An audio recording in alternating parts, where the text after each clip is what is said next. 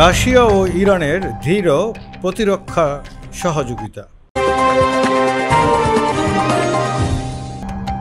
রাশিয়ার অস্ত্র নির্মাতা প্রতিষ্ঠান এনপিপি স্টার্টের আমন্ত্রণে গত মাসে ইরানের একটি প্রতিনিধি দল মস্কো সফর করেছিল। গুরুত্বপূর্ণ এই সফরের উদ্দেশ্য ছিল অস্ত্র তৈরির কারখানাগুলো থেকে দরকারি সরঞ্জাম কেনা।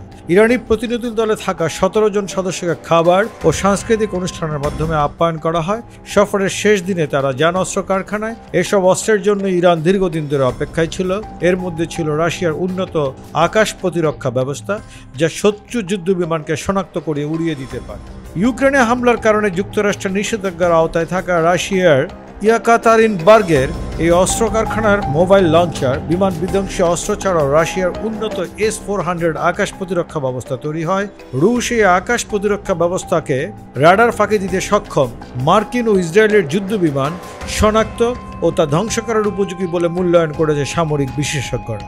গত ফেব্রুয়ারি মাসে হ্যাকার গ্রুপের ফাঁস করা রুশ নথি ইরানের কিছু ইমেল অনুযায়ী ইরানি কর্মকর্তাদের মার্চ মাসের রাশিয়া সফরের উদ্দেশ্য ছিল বৈজ্ঞানিক ও প্রযুক্তিগত সম্ভাবনা খতিয়ে দেখার পাশাপাশি রাশিয়ার পক্ষ থেকে ইরানকে কতটা উৎপাদন সক্ষম করে তোলা সম্ভব তা খতিয়ে দেখা।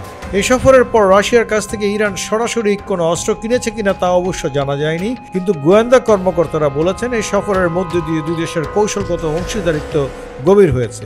ইসরায়েল গত শনিবার ইরানের হামলার পর সম্ভাব্য পাল্টা হামলার আগে রাশিয়া ইরান জোট গুরুত্বপূর্ণ হয়ে উঠতে পারে। ইউক্রেনের বিরুদ্ধে যুদ্ধে মস্কোকে সহায়তা করার জন্য ইরান 2022 সালে হাজারো ড্রোন ও ক্ষেপণাস্ত্র সরবরাহ করতে সম্মত হয়। রাশিয়ার সঙ্গে তার সম্পর্কের একটি বিপজ্জনক নতুন অধ্যায় খুলেছে। তাদের মধ্যে সম্পর্কের এই গভীরতা মস্কো ও তেহরানের মধ্যে চুক্তি শক্ত করতে সহায়তা করেছে। যুক্তরাষ্ট্র, ইউরোপীয় ও মধ্যপ্রাচ্যের গোয়েন্দা কর্মকর্তারা নাম প্রকাশ না করে বলেছেন, রাশিয়া তার মিত্রকে উন্নত যুদ্ধ বিমান ও আকাশ প্রতিরক্ষা ব্যবস্থা দিয়ে সাহায্য করার প্রতিশ্রুতি দিয়েছে। এতে ইসরায়েল বা যুক্তরাষ্ট্রের সম্ভাব্য যে কোনো বিমান হামলায় প্রতিরক্ষা মজবুত করতে পারবে তেহরান। বিশেষজ্ঞরা বলেছেন, মস্কোর পক্ষ থেকে কতগুলো আকাশ প্রতিরক্ষা ব্যবস্থা দেওয়া হয়েছে বা কতগুলো ইরানে বসা হয়েছে তা জানা যায়নি, তবে রাশিয়ার প্রযুক্তি ইরানকে আরও শক্তিশালী ইসরায়েলি প্রতিপক্ষ তৈরি করতে পারে।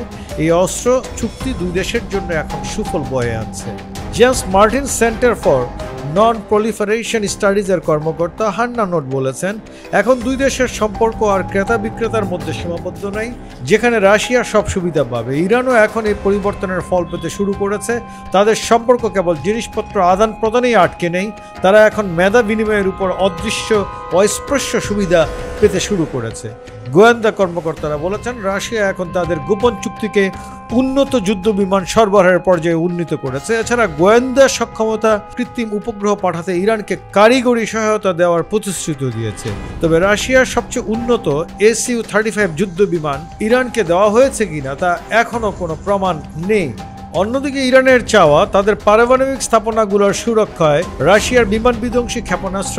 2007 সালে তেহরান রাশিয়া S-300 কেনার চুক্তি করেছিল, কিন্তু যুক্তরাষ্ট্র ইউরোপের দেশগুলির চাপে তা দিতে পারেনি। কিন্তু 2016 সাল থেকে সে বাধা দূর হয়ে গেলে ইরান 2019 সাল থেকে S-300 ব্যবহার শুরু করে।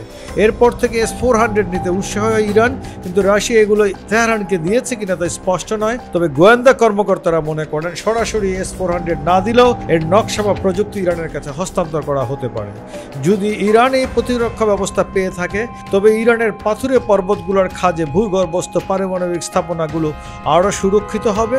যুক্তরাষ্ট্রের ওয়াশিংটন ভিত্তিক গবেষণা প্রতিষ্ঠান হাডসন ইনস্টিটিউটের জ্যেষ্ঠ ফেলো কান কাসপোগোলো বলেন, রাশিয়ার এসব অস্ত্রে ইরানের আকাশ আরও বিপজ্জনক এলাকা হয়ে উঠবে। এদিকে সম্প্রতি মস্কো ও তেহরান যৌথভাবে নতুন ধরনের চালকবিহীন ড্রোন তৈরি শুরু করেছে। গোয়েন্দা কর্মকর্তা ও ফাঁস হওয়া নথিতে এইসব তথ্য সামনে এসেছে।